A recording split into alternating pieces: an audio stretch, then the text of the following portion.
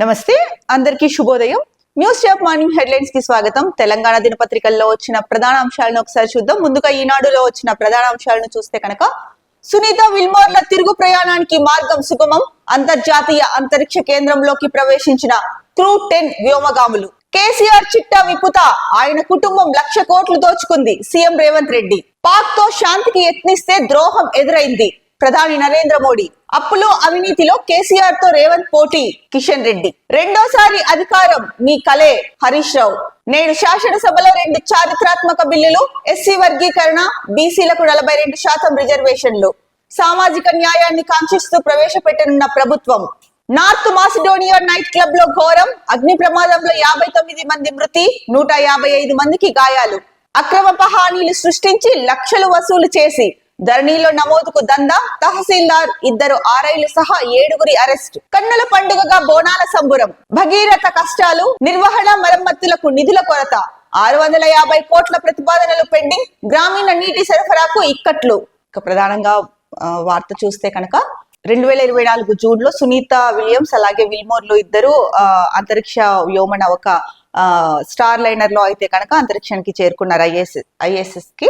అయితే అక్కడ star liner లో సాంకేతిక లోపం తలెత్తడంతో తిరిగి వారం లోపలే భూమికి చేరుకోవాల్సిన ఇద్దరు స్టార్ లైనర్ లో లోపం తలెత్తడంతో స్టార్ లైనర్ వచ్చేసింది. కానీ వాళ్ళిద్దరూ మాత్రం అక్కడే ఉండిపోయారు. అప్పటి నుంచి వాళ్ళిద్దరిని తీసుకురావడానికి ప్రయత్నాలు చేసినప్పటికీ కూడా ఏమీ ఫలించలేదు.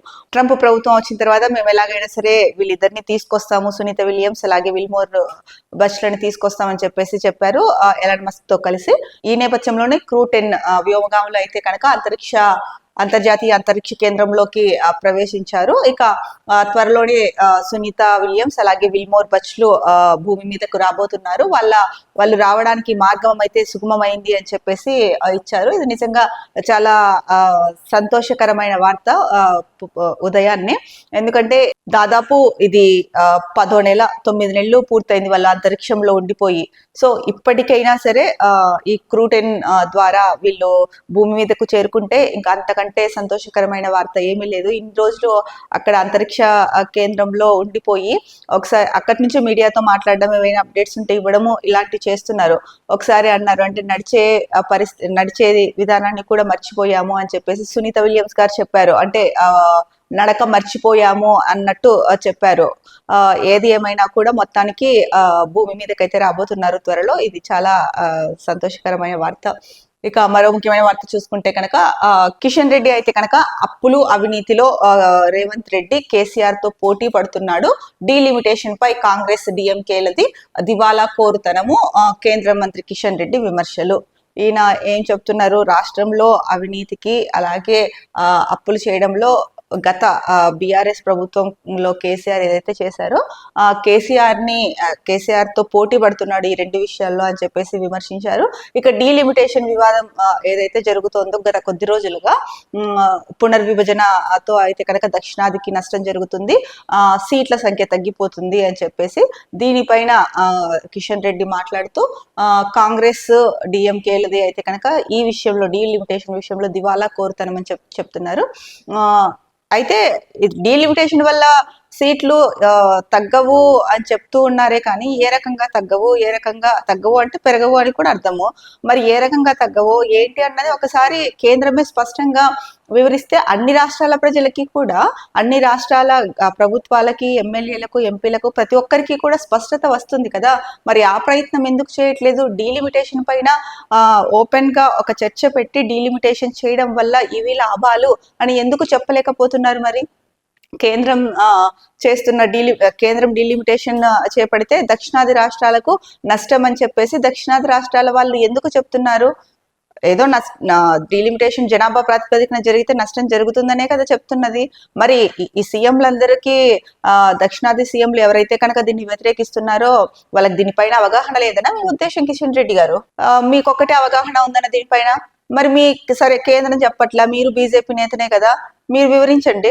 ఏం లాభాలు, ఏం నష్టాలు, ఎందుకు దక్షిణాది రాష్ట్రాలు దీన్ని వ్యతిరేకిస్తున్నాయి, దీన్ని వ్యతిరేకించాల్సిన అవసరం లేదు, దీనివల్ల ఇవి ప్రయోజనాలు, మీరు చేస్తున్న ఆందోళన తప్పు అని చెప్పేసి మీరు నిరూపించండి.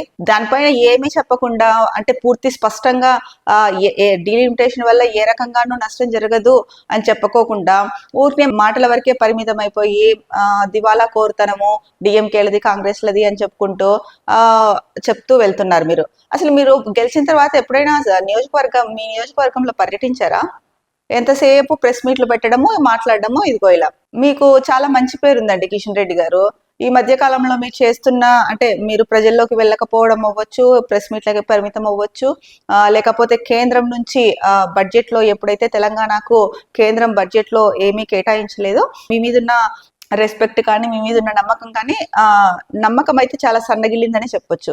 ఎందుకంటే 8 మంది బీజేపీ ఎంపీలు ఉండి ఏం చేశారు? రాష్ట్రానికి ఏమి తీసుకురాలేదు.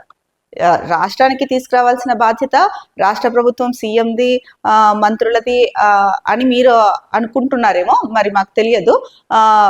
బీజేపీ అధికారంలో ఉంది కేంద్ర ప్రభుత్వంలో, సెంట్రల్లో. మీరేమో ఇక్కడ ఎంపీలుగా ఉన్నారు. మరి రాష్ట్ర అభివృద్ధికి, మన రాష్ట్రం అభివృద్ధి చెందాలి అన్న తపన మీలో ఉంటే మీరు ఎందుకు ఇప్పుడు చేపట్టబోయే ప్రాజెక్టులకి కానీ, లేకపోతే సంక్షేమ పథకాలకి కానీ, లేదా రాష్ట్రానికి రావాల్సిన నిధులు కానీ వీటిని ఎందుకు అడగలేదు మీరు?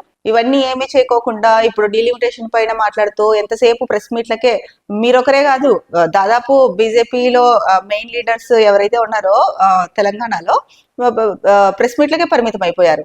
మీరు ఇలా మాట్లాడితే మీ మాటలు ఇంకా ఎక్కడ నమ్మశక్యంగా అనిపిస్తాయి? ఒకసారి మీరే ఆలోచించుకోండి. ఇక రెండోసారి అధికారం మీ కలే, మీపై ప్రజల్లో తీవ్ర వ్యతిరేకత, భాషను కలుషితం చేసింది మీరే. సీఎం రేవంత్ రెడ్డిపై హరీష్ రావు మండిపాటు. సో రెండోసారి అధికారంలోకి వస్తాము, మళ్ళీ నేనే సీఎం ని అవుతాను అని చెప్తున్నారు సీఎం రేవంత్ రెడ్డి. అది మీ కలే, మీపై ప్రజల్లో తీవ్ర వ్యతిరేకత ఉంది అని చెప్పేసి, అంటే మీ పాలనకు పతనం అనేది మొదలైపోయింది, ప్రారంభమైంది అని చెప్పేసి హరీష్ రావు అయితే కనుక ఘాటుగా వ్యాఖ్యలు చేశారు రేవంత్ రెడ్డి పైన.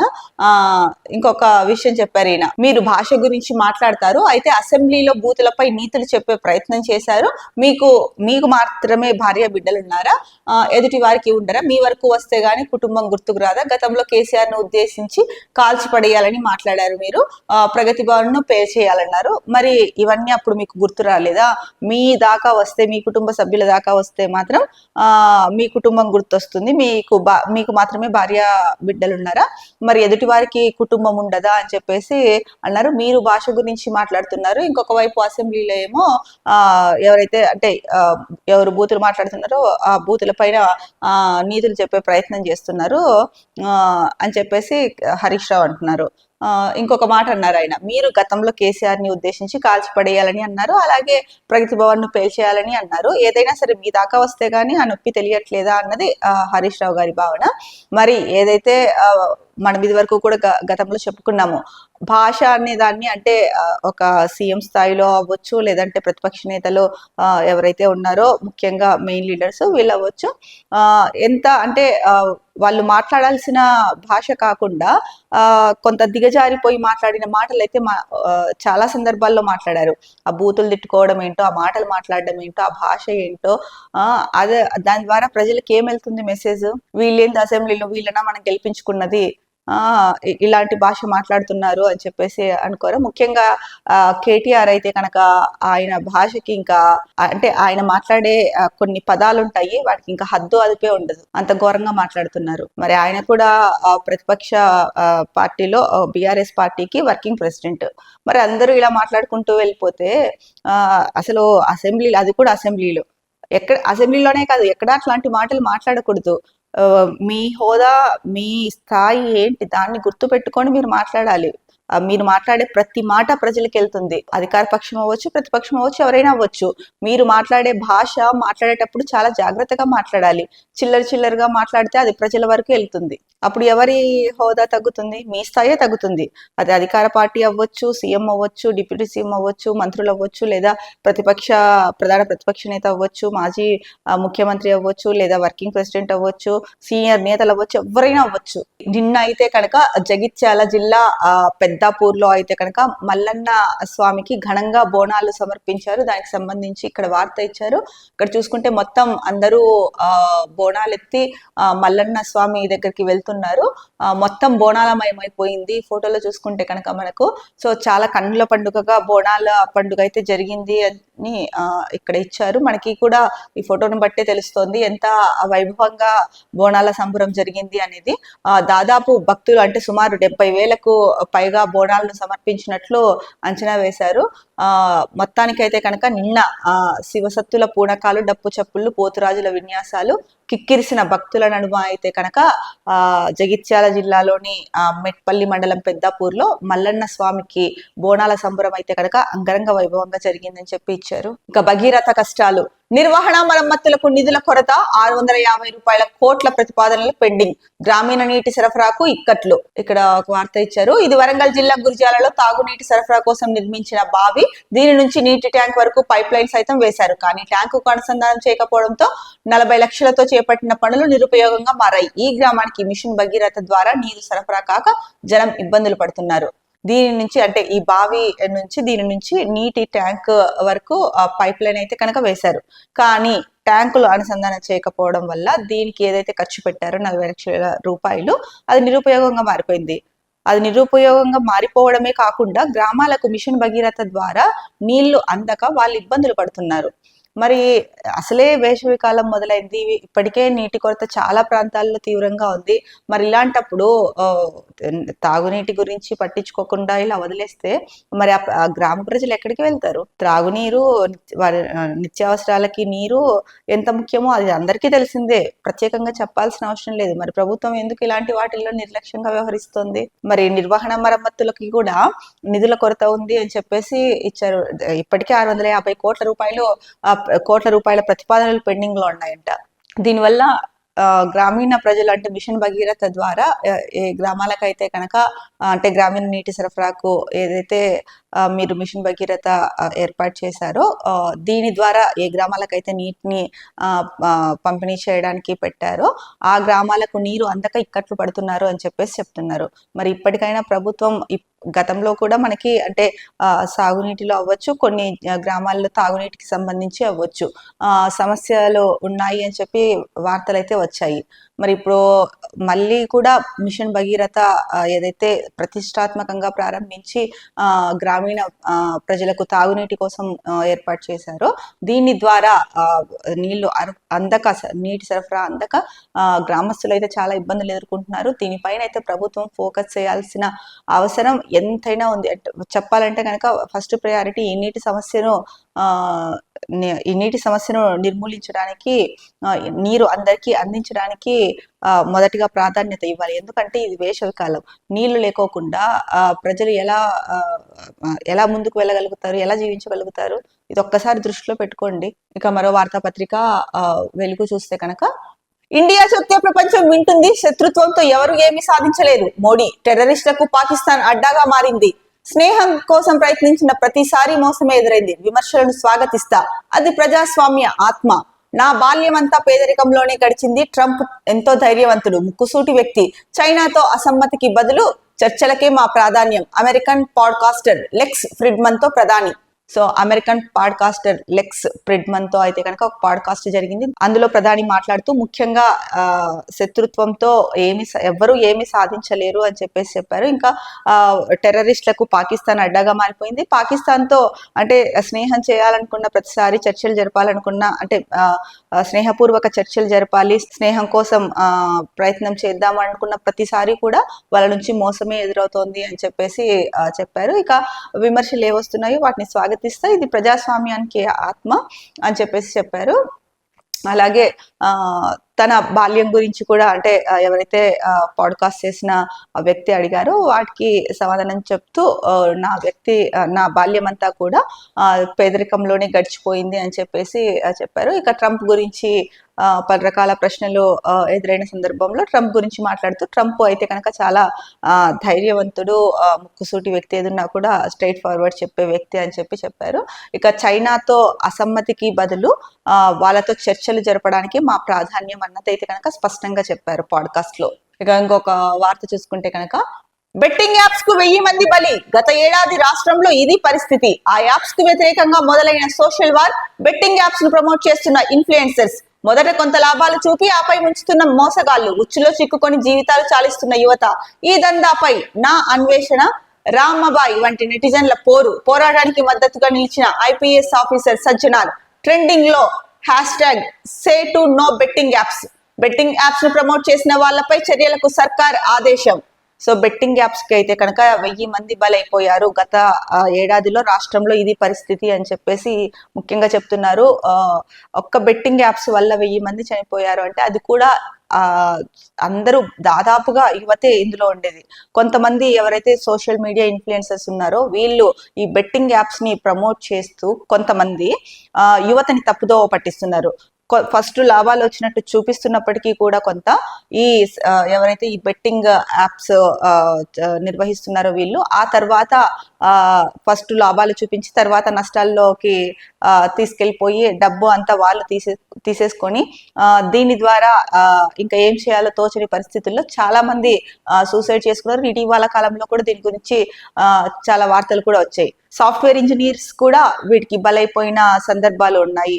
మరి ఈ బెట్టింగ్ యాప్స్ పైన అయితే కనుక ఒక సోషల్ వార్ నడుస్తోంది అని చెప్పేసి ముఖ్యంగా ఇచ్చారు. ఒక రకంగా చెప్పాలంటే కనుక ఐపీఎస్ సజ్జనార్ గారు అయితే కనుక ఇనిషియేటివ్ తీసుకున్నారు దీనికి మొదటగానే చెప్పుకోవచ్చు. ఎందుకంటే కనుక ఆయన ఈ బెట్టింగ్ యాప్స్ ని ఖండిస్తూ వచ్చారు. ఇక మొన్న రేవంత్ సర్కార్ కూడా చెప్పింది సోషల్ మీడియాలో ఇష్టం వచ్చినట్టు పిచ్చి పిచ్చి మాటలు మాట్లాడుతూ చేస్తే కనుక, ముఖ్యంగా ఆడవాళ్ళని తిడుతూ చేస్తే కనుక ఈ చెత్త పోస్టులు ఏవైతే ఉన్నాయో వీటి మీద అయితే కనుక ఒక చట్టం తీసుకురావాల్సిన అవసరం ఉంది అని చెప్పేసి చెప్పారు. ఈ నేపథ్యంలోనే సజ్జనార్ కూడా బెట్టింగ్ యాప్స్ కి దూరంగా ఉండండి, ఆ వలలో పడకండి అని చెప్పారు. దీనికోసం సజ్జనార్ గారు అయితే కనుక చాలా కృషి చేస్తున్నారు అని చెప్పొచ్చు. ఈ బెట్టింగ్ యాప్స్ ని ఆపేసేయాలి, యువత దాని వైపు వెళ్ళకూడదు అని చెప్పేసి ఇక ఈ బెట్టింగ్ యాప్స్ దందా ఏదైతే ఉందో దీనిపైన నా అన్వేషణ, రాంబాయ్ వంటి నెటిజన్లు అయితే కనుక పోరుకి సిద్ధమయ్యారు. ఇక ఈ పోరాటానికి ఐపీఎస్ సజ్జనార్ గారు అయితే కనుక మద్దతు ఇచ్చారు. ఇప్పుడు ట్రెండింగ్ లో ఉన్న #, అయితే కనుక దీనికి సంబంధించి say no to betting apps అన్నది ట్రెండ్ అవుతా ఉంది. సో ప్రతి ఒక్కరు కూడా అంటే ఎవరైతే బెట్టింగ్ యాప్స్ ను ప్రమోట్ చేస్తున్నారో వాళ్ళ గురించి ఇన్ఫర్మేషన్ తెలిసినా కూడా పోలీసులకు తెలియజేయండి. అలాగే బెట్టింగ్ యాప్స్ ని ప్రమోట్ చేసే వాళ్ళపైన కూడా చర్యలకు ప్రభుత్వం ఆదేశాలు ఇచ్చింది. సో ఈ నేపథ్యంలో అయినా సరే సోషల్ ఇన్ఫ్లుయెన్సర్స్ ఎవరైతే ఉంటారో వాళ్ళు మంచిని ప్రమోట్ చేయాలి, కానీ ఇలా బెట్టింగ్ యాప్స్ ని ప్రమోట్ చేసి డబ్బులు వస్తాయి ఏదో సంపాదించుకోవాలి అని చెప్పేసి ఒక రకంగా చెప్పాలంటే యువతతో ఆటలాడుకుంటున్నారు. ఒక రకంగా వాళ్ళు ఎవరైతే ఈ బెట్టింగ్ యాప్స్ వల్ల మోసపోయి నష్టపోయి సూసైడ్ చేసుకున్నారో దానికి ఒక రకంగా ఈ సోషల్ ఇన్ఫ్లుయెన్సర్స్ కు ప్రధాన కారణం అని చెప్పొచ్చు. వాళ్ళని ఫాలో అవుతూ వాళ్ళు ఏదో చెప్తున్నారు ఇది నిజమే అని చెప్పి నమ్మేసే కదా చాలా మంది యువత ఫస్ట్ స్టెప్ వేస్తున్నది. అయితే ఫస్ట్ స్టెప్ వేసే ఊబిలోకి తీసుకెళ్తున్నది ఎవరు? Social influencers. సో ఎవరైతే సూసైడ్ చేసుకున్నారో దానికి కారణం ఒక రకంగా చెప్పాలంటే వీళ్ళే అవుతారు. ఇదే చాలా మంది యువత అంటే ఈ బెట్టింగ్ యాప్స్ కి దూరంగా ఉన్న వాళ్ళు చాలా మంది చెప్తున్నది ఇదే. అసలు ఫస్ట్ ఎఫెక్ట్ పడుతున్నది సోషల్ ఇన్ఫ్లుయెన్సర్స్ ద్వారాని. వాళ్ళని నమ్మి వాళ్ళు ప్రమోట్ చేస్తున్నారు కాబట్టి వీళ్ళు ప్రమోట్ చేస్తున్నారంటే ఇది నిజమే అయి ఉంటుంది, కరెక్టే అయి ఉంటుంది అని చెప్పేసి ఒక స్టెప్ ముందుకు వేస్తున్నారు. కాబట్టి వాళ్ళదే ఫస్ట్ ప్రమేయం ఉంది కాబట్టి ఈ సూసైడ్స్ లో అయితే కనుక వాళ్ళది కూడా పాత్ర ఉంది. డైరెక్ట్ గా అవ్వచ్చు, ఇండైరెక్ట్ గా అవ్వచ్చు. మరి దాంట్లోకి అడుగు పెట్టారు అంటే కనుక మీరు చేస్తున్నదే కదా, మీరు ఇన్ఫ్లుయెన్స్ చేయబట్టే కదా వాళ్ళు వెళ్తున్నది. అంటే దీని గురించి చాలా మంది అంటే ఒక డిస్కషన్ కింద పెడితే ఓపెన్ డిస్కషన్ యువతతో చాలా మంది యువత ఇదే అభిప్రాయాన్ని వ్యక్తం చేస్తున్నారు. ఇక దీనికి సంబంధించి యూట్యూబర్ హర్ష సాయిపై కేసు, బెట్టింగ్ యాప్స్ ప్రమోట్ చేస్తున్నట్లు గుర్తింపు, బాధితుడి ఫిర్యాదుతో సైబరాబాద్ సైబర్ క్రైమ్ పోలీసుల చర్యలు. సో యూట్యూబర్ హర్ష సాయిపై ఇప్పటికే తన పైన గతంలో ఒక అమ్మాయి విషయంలో కేసు నమోదైంది.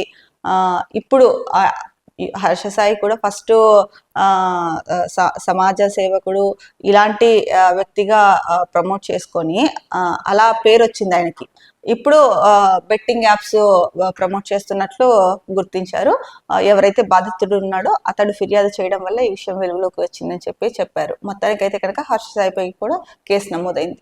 ఇక ఎండలు అయితే కనుక చాలా అంటే రోజు రోజుకి పెరిగిపోతున్నాయి. రోజు కూడా మనకి ఫ్రంట్ పేజీలోనే వార్త ఇస్తున్నారు. అంటే ఎండల తీవ్రత ఎంత ఎక్కువగా ఉందో అర్థం చేసుకోవచ్చు. 42 డిగ్రీలు దాటిన ఎండ దడ పుట్టిస్తున్న వడగాల్పులు. ఆసిఫాబాద్ లో అయితే కనుక అత్యధికంగా 42.4 డిగ్రీల టెంపరేచర్, మరో 9 జిల్లాల్లో 41 డిగ్రీల కన్నా ఎక్కువే. ఈ నెల 21, 22 తేదీల్లో తేలికపాటి వర్షాలకు ఛాన్స్. సో మొత్తానికైతే ఓవరాల్ గా 42 డిగ్రీల పైననే ఎండలు ఉన్నాయి. ఎటు చూసుకున్నా కూడా అంటే ఇంకొక 9 జిల్లాల్లో అయితే కనుక 41 డిగ్రీల కన్నా కూడా ఎక్కువే ఉంది అని చెప్పేసి చెప్తున్నారు. వడగాల్పుల తీవ్రత కూడా ఉంటుంది అని చెప్తున్నారు. కాకపోతే ఈ నెల 21, 22 తేదీల్లో అయితే కనుక తేలికపాటి వర్ష సూచన అంటున్నారు. ఈ ఎండాకాలంలో వర్షాలు పడితే కనుక కొంచెం పెద్ద వర్షాలు వస్తే కనుక అంటే భూమి చల్లబడిన తర్వాత, అంటే అంత పెద్ద వర్షం వస్తే కనుక భూమి చల్లబడిన తర్వాత కొంత చల్లదనం అయితే వస్తుంది. కానీ కొద్ది వర్షం వచ్చి అంటే తేలికపాటి వర్షాలు తక్కువ వర్షం వస్తే కనుక ఇంకా భూమిలోని వేడి ఎక్కువ బయటికి వస్తుందని పెద్దలు చెప్తూ ఉంటారు. మరి ఈ వర్షాలు వస్తే కనుక ఒకవేళ ఇంకా ఎండ పెరుగుతుందా, మరి అప్పుడన్నా కొద్ది రోజులు చల్లగా ఉంటుందా అన్నది చూడాలి. పాక్ ఆర్మీ కాన్వాయ్ పై సూసైడ్ అటాక్. 11 మంది సైనికులు మృతి, 90 మందిని చంపేశామన్న బలూచ్ మిలిటెంట్లు. భారీగా పేలుడు పదార్థాలతో నిండిన వెహికల్ తో కాన్వాయ్ లో బస్సును ఢీకొట్టిన సూసైడ్ బాంబర్. ఒక బస్సు తునకలు తీవ్రంగా దెబ్బతిన్న మరో 2. పేలుడు తర్వాత వెహికల్ పై టెర్రరిస్టుల కాల్పులు. పాకిస్తాన్ లో ఒక్కరోజే 19 చోట్ల దాడులు. ఈ బలూచిస్తాన్ మిలిటెంట్ లో అయితే కనుక వాళ్ళ ఆగడాలు ఆపట్లేదు. పాకిస్తాన్ పైన అయితే కనుక వాళ్ళు దాడులు జరుగుతూనే ఉన్నాయి. పాక్ ఆర్మీ కాన్వాయ్ పైన అయితే కనుక సూసైడ్ అటాక్ జరిగింది. ఇక్కడ ఫోటో కూడా ఇచ్చారు. ఆ పేలుడు ధాటికి ధ్వంసమైన బస్సు అని చెప్పేసి. అసలు ఆ బస్సు ఎలా అయిపోయింది చూడండి. దీంట్లో అంటే 11 మంది సైనికులు అయితే మృతి చెందారు. 90 మందిని చంపేశామని చెప్పేసి బలూచిస్తాన్ మిలిటెంట్లు అయితే కనుక చెప్తున్నారు. ముఖ్యంగా భారీ పేలుడు పదార్థాలతో నిండిన వెహికల్ తో కాన్వాయ్ లో బస్సును ఢీకొట్టిన సూసైడ్ బాంబర్ ఇప్పటికీ కూడా కొంత కూడా అవగాహన లేకుండా ఇప్పటికీ కూడా ఇలాగే ప్రవర్తిస్తున్నారు. అంటే ఆత్మాహుతి దాడులు చేసుకుంటూ సూసైడ్ బాంబర్స్ గా మారుతూ ఇలా వాళ్ళు వాళ్ళకి నష్టం చేకూర్చడమే కాకుండా ఇతరులకు కూడా నష్టం చేకూరుస్తున్నారు. ఇది మరి ఎప్పటికీ ఆగుతుందో. పాకిస్తాన్ ఇప్పటికైనా కళ్ళు తెరిచి ఉగ్రవాదానికి మామూలుగా ఎవరిని అడిగినా కూడా ఉగ్రవాదానికి మారుపేరు పాకిస్తాన్ అని చెప్తారు. అలాంటి పాకిస్తాన్ పైన ఇప్పుడు బలూచిస్తాన్ విరుచుకుపడుతోంది అంటే కనుక అది పాకిస్తాన్ చేసుకున్న పాపమా లేకపోతే ఏంటా అన్నది వాళ్ళకే తెలియాలి. ఇప్పటికైనా సరే ఇవి చాలా సున్నితమైన విషయాలు. ఇప్పటికైనా పాకిస్తాన్ బలూచిస్తాన్ తో చర్చలు జరపడమా లేకపోతే ఇంకొక ప్రత్యామ్నాయ మార్గాలు ఏమన్నా ఉన్నాయా చూడడమా, చూసి ఈ దాడులు అయితే కనుక ఆపుకోవాలి. లేకపోతే పాకిస్తాన్కి తీవ్ర నష్టం వాటిల్లే అవకాశం ఉంది. ముఖ్యంగా సైనికులు మృతి చెందుతున్నారు. కొన్ని సందర్భాల్లో సామాన్య ప్రజలు కూడా, ఏ పాపం తెలియని వాళ్ళు కూడా వీళ్ళ దాడికి బలైపోవాల్సిన పరిస్థితి వస్తోంది. కాబట్టి పాకిస్తాన్ ఇప్పటికైనా సరే బలూచిస్తాన్ తో మాట్లాడి ఈ వార్ ఏదైతే జరుగుతుందో దీనికి ఫుల్ స్టాప్ పెట్టే ప్రయత్నం చేస్తే కనుక చాలా బాగుంటుంది. నిన్న అంటే ఒక్క రోజే 19 చోట్ల జరిగింది దాడులు అంటే కనుక బలూచిస్తాన్ అంటే బలూచ్ మిలిటెంట్లు ఎంత ఇదిగా ఉన్నారు అన్నది మనం అర్థం చేసుకోవచ్చు. ఇక 30 ఏళ్లకే BP sugar NCD clinics screening టెస్టుల్లో వెల్లడి. 3 నెలల్లో 1.22 లక్షల మందికి పరీక్షలు. 26,000 మందికి బీపీ, 43,000 మందికి డయాబెటీస్. కొత్తగా డయాబెటిక్ క్లబ్ లో 20,000 మంది చేరిక. 30 ఏళ్లకే బీపీ షుగర్లు వచ్చేస్తున్నాయంటే ఇక చాలా మందికి తెలిసిన విషయమే. కాకపోతే ఇప్పుడు అధికారికంగా వెల్లడించారు. ఎన్సిడి క్లినిక్స్ స్క్రీనింగ్ టెస్ట్ లో అయితే కనుక ఇది వెల్లడైంది. అంటే మామూలుగా అనుకునే వాళ్ళు ఏంటి చిన్న వయసుకే ఈ కాలంలో బీపీ షుగర్లు ఇవన్నీ వచ్చేస్తున్నాయి అని చెప్పేసి. సో అది మామూలుగా అందరూ అనుకోవడం కాదు. ఇంట్లో పెద్దవాళ్ళు లేదా ఫ్రెండ్స్ ఏంటి ఇంత చిన్న ఏజ్ కే వచ్చింది అని మనం అనుకోవడం కాకుండా ఇక్కడ స్క్రీనింగ్ టెస్ట్ లోనే తెలిసిపోయింది 30 ఏళ్లకే బీపీ షుగర్లు వస్తున్నాయి అని చెప్పేసి. 3 నెలల్లో 1.22 లక్షల మందికి పరీక్షలు చేస్తే దాంట్లో 26,000 మందికి బీపీ, 43,000 మందికి డయాబెటీస్ వచ్చిందంట. కొత్తగా డయాబెటిక్ క్లబ్ లో 20,000 మంది చేరిక అని చెప్పేసి. మరి యువత ఎవరైతే ఉన్నారో వీళ్ళు ఈ బీపీ షుగర్లు రాకోకుండా, ముఖ్యంగా ఇతరత్ర అనారోగ్య సమస్యలు కూడా రాకుండా మీ లైఫ్ ని అంటే వ్యక్తిగత వృత్తిపరమైన లైఫ్ ని బ్యాలెన్స్ చేసుకుంటూ మంచి ఆహారం తీసుకోవడం తప్ప ఇంకొక మార్గం లేదు. ఇప్పుడు వ్యక్తిగతంగా అవ్వచ్చు, వృత్తిపరంగా అవ్వచ్చు, అంటే కెరియర్లో అవ్వచ్చు. ఎక్కువ అధిక ఒత్తిడిని అధిక ఒత్తిడికి గురయ్యి, ఆందోళనలకు గురయ్యి, కోపతాపాలు చికాకులు పడుతూ ఉంటే, అంటే వర్క్ అవ్వట్లేదనో, లేకపోతే టార్గెట్స్ రీచ్ అవ్వట్లం లేదనో, లేకపోతే ఇంట్లో కరెక్ట్గా అంటే మీరు అనుకున్నట్టు ఉండట్లేదనో, ఇలాంటివన్నీ ఉంటే కనుక చాలా త్వరగా బీపీలు, షుగర్ల బారిన పడతారు. ఇతరత్ర అనారోగ్యాలు కూడా వచ్చే అవకాశం ఉంది. కాబట్టి రెండింటిని బ్యాలెన్స్ చేసుకుంటూ, పర్సనల్ అండ్ ప్రొఫెషనల్ లైఫ్ని బ్యాలెన్స్ చేసుకుంటూ, అందరికీ ఉంటాయి ప్రాబ్లమ్స్ అనేది. అందరికీ వృత్తిపరంగా ఎవరి టార్గెట్స్ వాళ్ళకు ఉంటాయి, ఎవరి ఇది వాళ్ళకు ఉంటుంది. కానీ ఆరోగ్యం బాగుంటేనే కదా ఇవన్నీ చేయగలుగుతారు. సో ఇవి చేయాలంటే ముందుగా శారీరక శ్రమ అవసరం, అంటే వ్యాయామం చేయాల్సిన అవసరం ఎంతైనా ఉంది. యోగాలో చాలా ఉన్నాయి. యోగా చేసుకోవచ్చు, మెడిటేషన్ చేసుకోవచ్చు. కొంత టైం కేటాయించి మీరు చేసే పనుల్లో కనీసం రోజుకి ఒక ½ గంట అయినా కేటాయించి మెడిటేషన్, యోగా లాంటివి చేసుకొని వ్యక్తిగత, ప్రొఫెషనల్ లైఫ్ రెండింటిని బ్యాలెన్స్ చేసుకుంటే కనుక చాలా వరకు వీటికి దూరంగా ఉండొచ్చు. మరో ముఖ్యమైన వార్తాపత్రిక దిశలో అయితే కనుక ప్రధానంగా సర్కార్ నౌకరీ బిందాస్ జిందగీ, ఆఫీస్ కి వచ్చామా పోయామా, ఇదే తీరుతో బాధ్యతను విస్మరిస్తున్న గవర్నమెంట్ ఎంప్లాయీస్, ఉన్నతాధికారుల పర్యవేక్షణ కరువు, అన్ని శాఖలు కార్యాలయాల్లో వెల్లువెత్తుతున్న విమర్శలు, పని చేసినా చేయకపోయినా చెల్తా, జీవితాంతం ఫుల్ సెక్యూరిటీ. ఇదైతే నిజమే అండి. బయట ఎవరిని అడిగినా కూడా చెప్తారు. ఒక్కసారి ప్రభుత్వ ఉద్యోగం వచ్చింది అంటే గనక జాబ్ సెక్యూరిటీ ఉంటుంది, సాలరీ సెక్యూరిటీ ఉంటుంది, ఆన్ టైంకి శాలరీ వస్తుంది. సో పని చేసినా చేయకపోయినా అడిగే వాళ్ళు ఎవరు ఉండరు.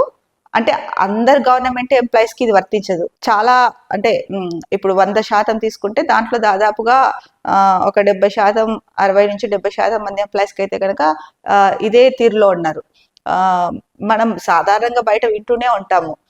చాలా మంది ఎంప్లాయీస్ అమ్మ గవర్నమెంట్ జాబ్ వచ్చేసింది, ఇంకా అంత ఏం వర్క్ ఉండదు, వెళ్ళామా ఆఫీస్కి, అక్కడ ఉన్న పని చూసుకున్నామా వచ్చామా. కొన్నిసార్లు అయితే టైమింగ్స్ కూడా లేవు. ఇప్పుడన్నా బయోమెట్రిక్ ఇవన్నీ ఉండడం వల్ల దానికి భయపడి అన్నా కూడా టైంకి వెళ్తున్నారేమో. కానీ లేకపోతే ఇది వరకు టైంకి కూడా చాలా ఆలస్యంగా వెళ్ళేవాళ్ళు ఆఫీస్, 10 కంటే 10:30కి అట్లా. ఇప్పుడు ముఖ్యంగా చెప్తున్నది ఏంటంటే కనుక ఉన్నతాధికారుల పర్యవేక్షణ కరువైంది. అంటే ఆఫీస్కి ఏ టైంకి వస్తున్నారు, ఏం పని చేస్తున్నారు, ఏం చేయట్లేదు, వాళ్ళ ఆఫీస్లో ఉన్న టైంలో ఇంకా ఇతరత్ర ఏమన్నా చేస్తున్నారా, ఇవన్నీ ఏం గమనించే వాళ్ళ ఎవరు లేరు వీళ్ళ పైన అధికారులు, పర్యవేక్షకులు. అందుకే ఇలా ఉంది అని చెప్పేసి చెప్తున్నారు. ఇక అన్ని శాఖలు కార్యాలయాల్లో వెల్లువెత్తుతున్న విమర్శలు అని కూడా ఇచ్చారు. ఇక పని చేసినా చేయకపోయినా చెల్తా, జీవితాంతం ఫుల్ సెక్యూరిటీ. ఇది సామాన్య ప్రజ ఎవరిని అడిగినా కూడా గవర్నమెంట్ ఎంప్లాయీస్ అంటే ఫస్ట్ ఉన్న ఫీలింగ్ ప్రజల్లో ఇదే. అందుకే అంటే కొంతమంది గవర్నమెంట్ జాబ్ సంపాదించండి, గవర్నమెంట్ జాబ్ సంపాదిస్తే కనుక ఆ తర్వాత అంటే లైఫ్ కి సెక్యూరిటీ ఉంటుంది, శాలరీ భరోసా ఉంటుంది అని చెప్పేసి చాలా మంది పెద్దవాళ్ళు ఇంట్లో చెప్తూ ఉంటారు. కానీ కొంతమంది ఉంటారు చాలా సిన్సియర్ గా, హానెస్టీగా మేము ఒకటి సాధించాలి, ప్రభుత్వ ఉద్యోగం సంపాదించాలి, ఉద్యోగం సంపాదించిన తర్వాత దానికి న్యాయం చేయాలి, ఏ జాబ్ అయితే వాళ్ళు అనుకొని సాధించారో దాంట్లో సంస్కరణలు తీసుకురావడానికి, ప్రజలకి వాటి గురించి ప్రజలకు దాని ద్వారా సేవలు అందించడానికి ప్రయత్నం చేసే ఎంప్లాయీలు కూడా చాలా మంది ఉన్నారు. అందుకని అందరూ ఈ కోవలోకి రారు. దాదాపు 60-70% ఉండొచ్చు ఒక మామూలుగా అంచనా వేసుకుంటే ఇలాంటి వాళ్ళు. మిగతా వాళ్ళందరూ కూడా చాలా సిన్సియర్ గా, హానెస్ట్ గా ప్రజలకు చేయాలి. మనకు గవర్నమెంట్ జాబ్ వచ్చింది, మనకి ఇది ఒక బాధ్యత, ఇది ఒక రెస్పాన్సిబిలిటీ అని ఫీల్ అయ్యి ఏదైతే వాళ్ళు అనుకొని సాధించారో దానికి తగ్గట్టు ఒక్కొక్కసారి దానికి మించి కూడా వర్క్ చేస్తున్న గవర్నమెంట్ ఎంప్లాయీస్ కూడా కోకొల్లలుగా ఉన్నారు. ఇక కేసీఆర్ జాతిపిత, రేవంత్ బూతుపిత, మదిరకు పోదామా కొడంగల్ పోదామా, సంపూర్ణ రుణమాఫీ జరిగితే ముక్కు నేలకు రాస్తా, చంద్రబాబుకు గురుదక్షిణ కోసమే కృష్ణా జలాల తరలింపు, సిద్దిపేట ఎమ్మెల్యే హరీష్ రావు అయితే కనుక ఘాటైన వ్యాఖ్యలు చేశారు. రేవంత్ బూతుపిత అయితే కనుక కేసీఆర్ జాతిపిత అని చెప్పేసి చెప్పారు. ఇక గురుదక్షిణగా కృష్ణా జలాలని సీఎం చంద్రబాబు నాయుడుకి గురుదక్షిణగా కృష్ణా జలాలని ఏపీకి సమర్పించావు అని చెప్పేసి చెప్పారు, అంటే తరలించారు అని. ఇక సంపూర్ణ రుణమాఫీ జరిగిందని చెప్పగలుగుతారా మీరు, అంటే రేవంత్ రెడ్డిని అడుగుతున్నారు. మీరు సంపూర్ణ రుణమాఫీ జరిగిందని చెప్తే కనుక నా ముక్కు నేలకు రాస్తా అని చెప్పేసి హరీష్ రావు అయితే కనుక అంటున్నారు. ఇక దీనిపై చర్చకు మధురకు పోదామా లేదా కొడంగల్ పోదామా, ఎక్కడికైనా రెడీ రెడీగా ఉన్నాను అని చెప్పేసి చెప్తున్నారు. ముఖ్యంగా ఏది ఏమైనా సరే అంటే సంపూర్ణ రుణమాఫీ అయితే జరగలేదు, ఇంకా కొంతమందికి ఉంది అన్నది ఇది వరకు అంటే కొద్ది రోజుల క్రితం వార్తలు అయితే వచ్చాయి. మరి బూతులకి అయితే కనుక ఒక పేరు పెట్టేశారు, భూతపిత రేవంత్ రెడ్డి అని చెప్పేసి, ఇక జాతిపిత కేసీఆర్ అని చెప్పేసి అంటున్నారు. మరి దీనిపైన రేవంత్ రెడ్డి ఎలా స్పందిస్తాడో అన్నది చూడాలి. ఎందుకంటే కనుక ఈ మధ్య కాలంలో చూసుకుంటే కనుక ఈ మాటలు అంటే వాళ్ళ స్థాయికి తగ్గ మాటలు మాట్లాడుకోకుండా చాలా మాట్లాడకూడని మాటలు మాట్లాడుతున్నారు కొన్ని సందర్భాల్లో. అంటే వాళ్ళ స్థాయికి తగిన మాటలు కాకోకుండా వేరే పదాలన్నీ ఉపయోగిస్తూ ఒక్కొక్కసారి వినడానికి కూడా ఏంటి ఇంత ఇలా తిట్టుకుంటున్నారు, ఒక్కొక్కసారి గొడవలు పడినప్పుడు ఎవరైనా బయట తిట్టుకుంటూ ఉంటారు చూడండి, అంతకంటే ఇంకా దిగజారిపోయి మాట్లాడుతున్నారు. దీనికి ఎవరేం అతిథులు గారు, అందరూ అట్లనే మాట్లాడుతున్నారు. అందరూ అంటే చాలా మంది, అధికార పక్షం అవ్వచ్చు ప్రతిపక్షం అవ్వచ్చు, చాలా మంది ముఖ్యంగా మెయిన్ లీడర్స్ మాట్లాడుతున్నారు. అది సమస్య ఇక్కడ. ఇక దీనిపైన రేవంత్ రెడ్డి అయితే కనుక స్పందించారు.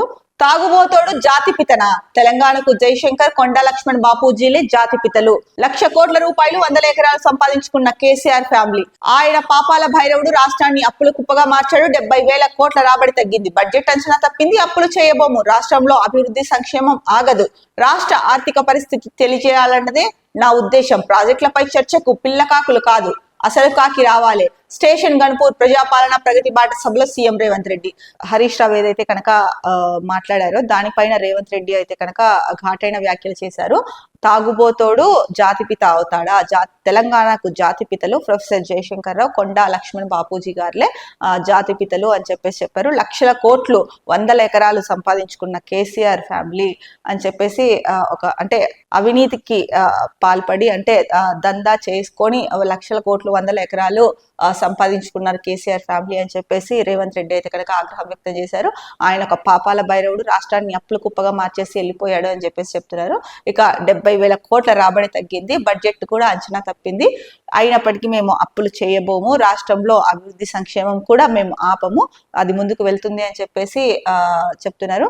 కానీ నేను ప్రతి సభలో అంటే ఈ మధ్య కాలంలో రాష్ట్రం గురించి ఏదైతే చెప్తున్నారో ఆదాయము అప్పుల గురించి, ఇది రాష్ట్ర ప్రజలకు ఆర్థిక పరిస్థితిని తెలియజేయాలన్న ఉద్దేశంతోనే నేను చెప్తున్నాను అని చెప్పేసి సీఎం అయితే కనుక ఒక క్లారిటీ ఇచ్చారు. ఏదైతే వీళ్ళు ప్రాజెక్టుల గురించి చెప్తున్నారో ఈ ప్రాజెక్టుల పైన చర్చించడానికి పిల్లకాకులు కాదు, అసలైన కాకి రావాలి అని చెప్పేసి కేసీఆర్ ని ఉద్దేశించి అయితే చెప్తున్నాడని ఇక్కడ అందరికీ అర్థమవుతోంది.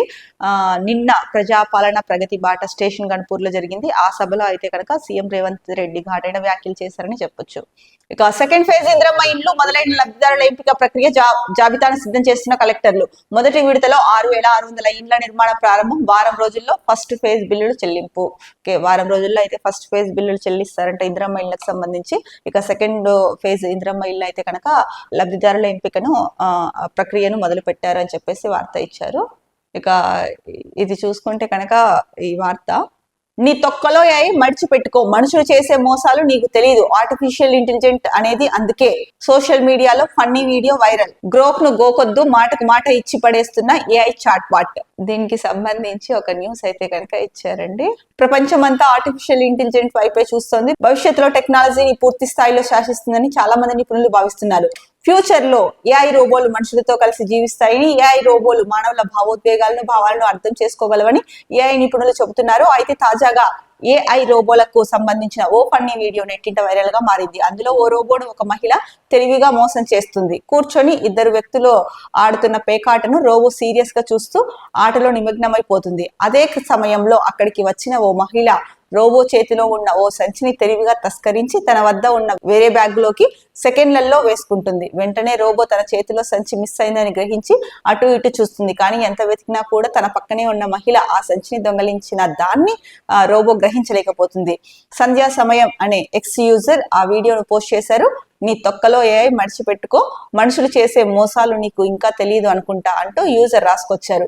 ఈ వీడియో నెట్టింట వైరల్ గా మారింది. నెటిజన్లు సైతం రకరకాలుగా రియాక్ట్ అవుతున్నారు. అందుకే వాటిని ఇంటెలిజెన్స్ అనరని ఆర్టిఫిషియల్ ఇంటెలిజెన్స్ అంటారని చేసిన ఓ నెటిజన్ కామెంట్ ఆసక్తికరంగా మారింది. సో ఆర్టిఫిషియల్ ఇంటెలిజెన్స్ అన్ని రంగాల్లోనూ దూసుకుపోతుంది. ఆర్టిఫిషియల్ ఇంటెలిజెన్స్ ద్వారా ఈ రోబోలు ఏదైతే ఉన్నాయో ఆర్టిఫిషియల్ ఇంటెలిజెన్స్ రోబోలు వీటి ద్వారా చాలా ఉపయోగము ఉంది అని చెప్పేసి చెప్తున్న నేపథ్యంలో ఒక మహిళ అయితే కనుక అంటే టెస్ట్ చేయడానికి ఆర్టిఫిషియల్ ఇంటెలిజెన్స్ రోబో చేతిలో ఏదైతే ఉందో ఆ బ్యాగ్ ని తీసుకొని తన బ్యాగ్ లో వేసేసుకోవడం జరిగింది. ఈ నేపథ్యంలోనే అంటే అలర్ట్ అయిన రోబో అయితే కనుక చూసుకుంది కానీ ఎవరు తీశారో అన్నది అయితే గ్రహించలేకపోయిందంట.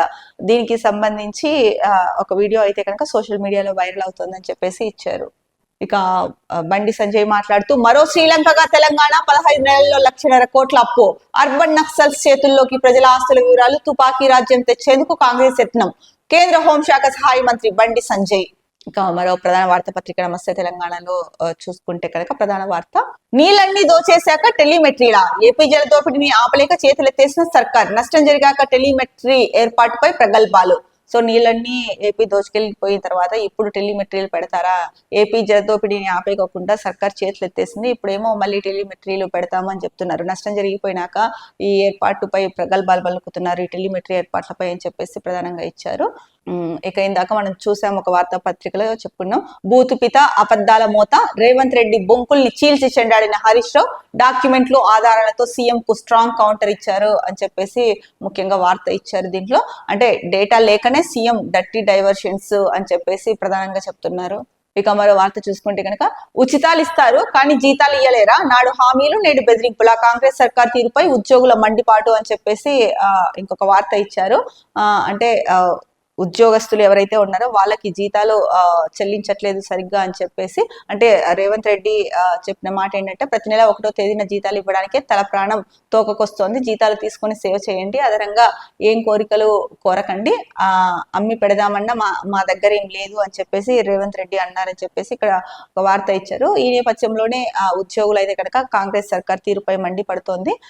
నాడేమో హామీలు ఇచ్చి ఇప్పుడేమో బెదిరిస్తున్నారా అని చెప్పేసి ఉద్యోగులు మండిపాటు పడుతున్నారని చెప్పేసి ఇచ్చారు.